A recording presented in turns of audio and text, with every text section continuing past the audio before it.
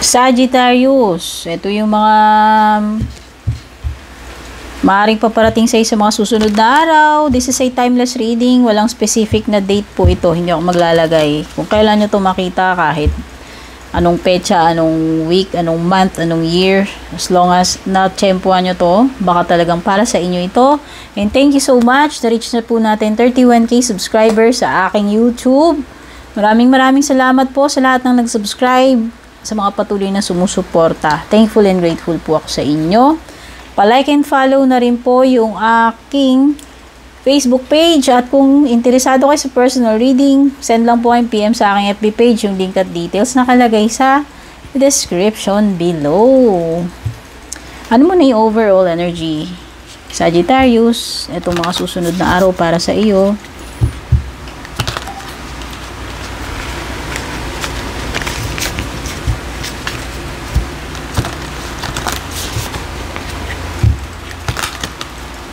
Okay, mga mahilig sa cards dyan, Oracle Tarot, may mga videos po ako. Mga unboxing, flip throughs ng mga cards. So, hanapin nyo lang po yung playlist, no?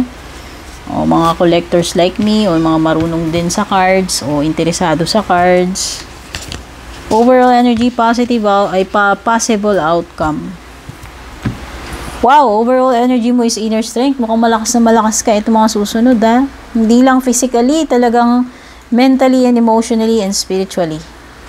Merong inner strength. Sa tingin ko, walang bagay na hindi mo kakayanin. Ganon kakalakas, no? Hindi lang physical, pati emotional, mental, and spiritual. At yung possible outcome mo is creation. Wow! Kaya siguro, makaka-create ka ng something dahil dito sa inner strength mo. No? Ayan, no? Siyempre, kung ganun ka-strong will, ka-strong yung will mo, walang imposible na makakagawa ka, makaka-create ka ng kahit anong gusto mo. Yun yung outcome mo. So, very powerful ka. Very powerful and productive. Makikreate mo yung dapat mong makreate, yung gusto mong i-create. Dahil dito, very determined ka. Okay? Malakas yung willpower mo kaya yun yung magdadala sa iyo ng magandang outcome or success na makreate kung ano man itong gusto mong i-create itong mga susunod na araw. So, ano pa yung mga surrounding energies para kay Sagittarius?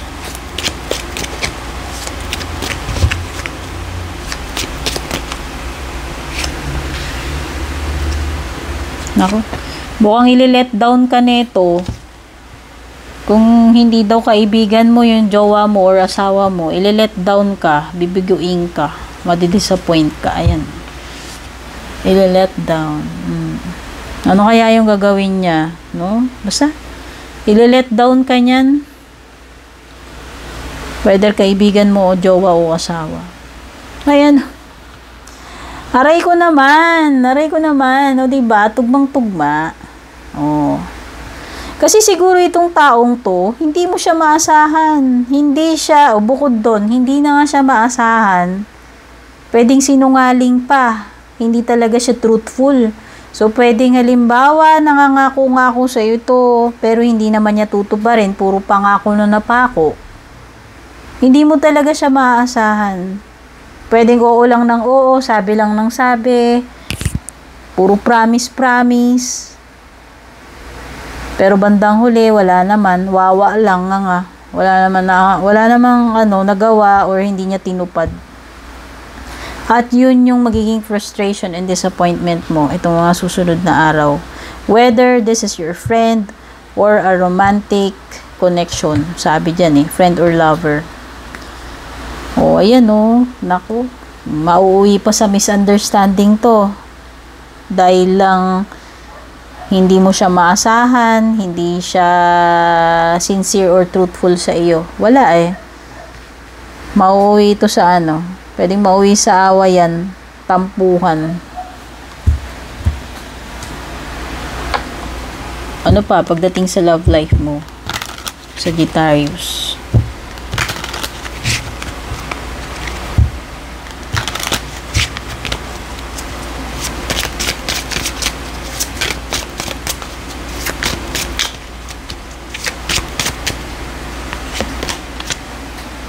I want to tell you the truth.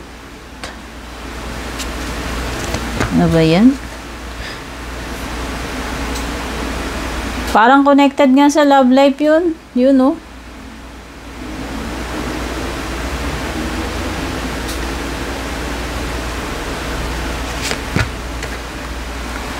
Okay. Gusto mo nang tapatin tong taong to. Pwedeng napupundi ka na rin sa kanya, napapagod, at the same time, nawiwindang-windang ka tuwing ginaganyan-ganyan ka niya. Hindi reliable nitong tao na to. Wala kang matino, puro disappointment lang yung napapala mo. So, minsan gusto mo nang diretsuhin tong tao na to. No? I-remind, kasi minsan, ewan ko kung may pamilyadong tao na kayo dito, may anak na, pero pwedeng, etong tao na to, lagi ka na lang niyang binobroken heart, dinidisappoint. No, lagi ka niyang fini-fail. Pwedeng napapagod ka na, ayaw mo na. Kahit may anak pa kayo niyan o wala. At pwedeng hindi ka niya, hindi ka niya na kino-consider dito. Naiinis ka na, napapagod ka na. Mawalan ka na ng pag-asa dyan. Minsan gusto mo nang diretsahin. No? Kung madali lang. Kung may anak kayo, mahirap. Syempre, pwedeng yun yung isang factor. Pero kung pwede lang, no? Ayaw mo na eh. Lagi ka na lang nadidisappoint. Lagi ka na lang nabibigo. Binibigo ka niya. Wala. Hindi ka man lang nakatikim ng na natuwa ka man lang dahil tinupad niya yung sinabi niya o naging responsable siya sa mga responsibilities niya sa iyo. Ayan, sa iyo or kung may anak na kayo, sa inyong lahat as a family. Tapos palagi pa kayo nagtatalo. No?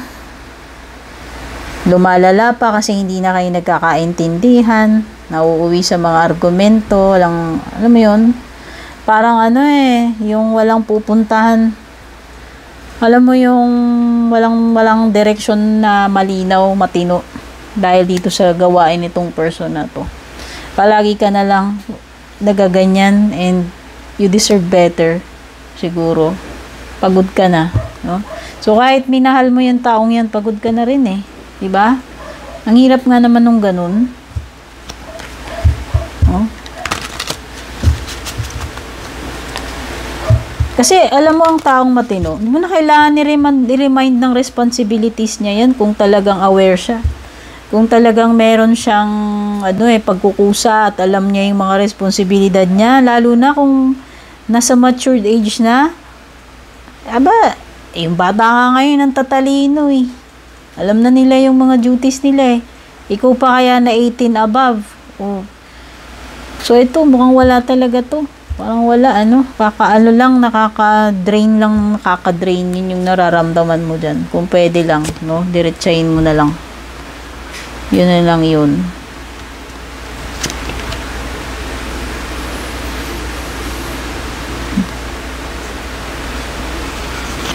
Okay. So, may prinsipyo kang pinaglalaban dito. Ito, pwedeng ibang storya na yun nandito, no? At you will stick by what you believe.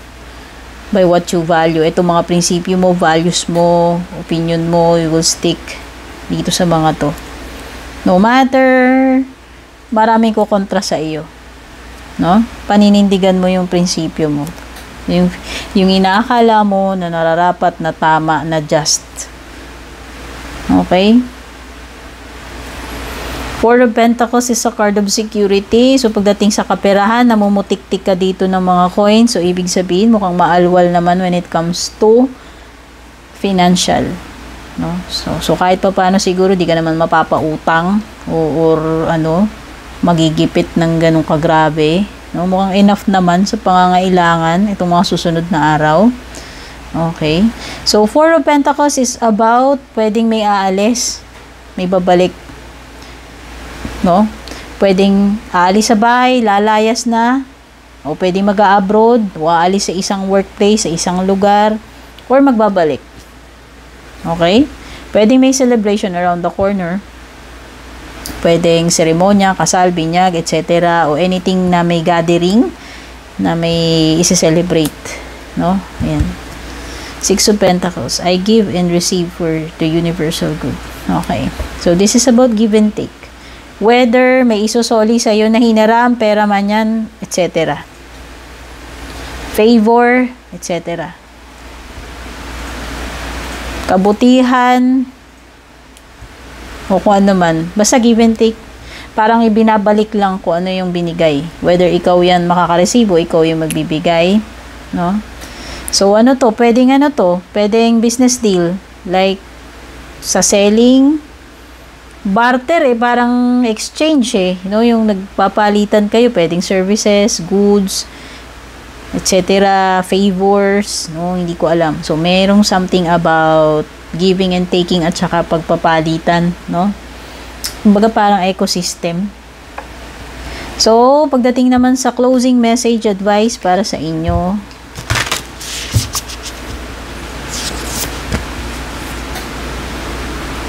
Honesty is essential. Speak with love and truth. O, diba? Gusto mo nang talampakin Gusto mo na talaga maging honest.